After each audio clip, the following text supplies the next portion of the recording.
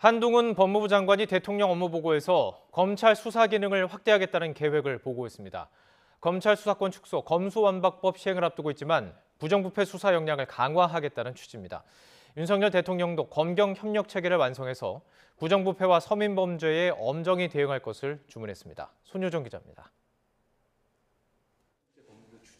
한동훈 법무부 장관의 업무보고는 1시간 10분 동안 다른 법무부 관계자 없이 단독으로 진행됐습니다.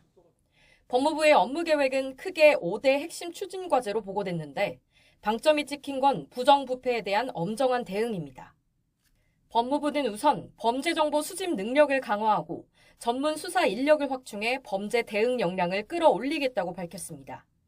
특히 지난 정부에서 권한과 기능이 대폭 줄어든 검찰총장의 눈과 귀, 대검찰청 정보관리 담당관실을 확대 개편할 방침입니다. 조세범죄 합동수사단도 새로 설치하고 공정거래 전담수사팀을 정비하는 동시에 가상화폐 범죄나 전세 사기 등 경제 민생 범죄도 적극 수사하겠다고 강조했습니다.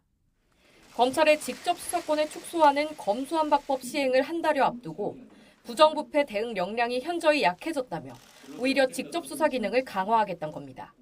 부패 범죄에 대해서 대응 역량이 국가적으로 대단히 축소되고 있는 부분을 어떻게 대응할 것이냐, 그것이 지금 법무부가 당면하고 있는 우선순위를 둬야 될 과제라고 생각합니다. 윤석열 대통령도 한 장관에게 부정부패에 대한 엄정 대응을 주문했습니다.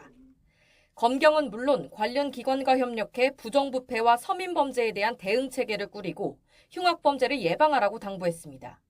이 밖에 법무행정의 최우선을 경제 살리기 정책에 두고 교정시설 공무원과 수용자의 인권을 개선하는 방안도 주문했습니다. 부정부패와 서민 다중 피해 범죄에 대한 엄정한 대응 체계를 구축해달라고 말했습니다.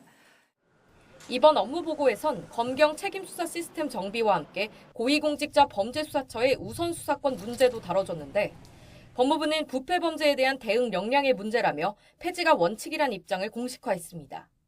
이를 위해 공수처법이 개정돼야 하는 만큼 입법 과정에서 적극적으로 의견을 개진하겠다고 덧붙였습니다.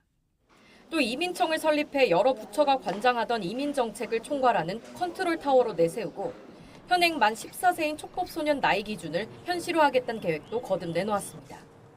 다만 한 장관은 오는 8.15 특별사면과 관련해 사면은 대통령의 고유 권한이고 법무부는 실무를 수행할 뿐이라며 업무보고 자리에서 관련 이야기가 나오지 않았다고 밝혔습니다. YTN 손효정입니다.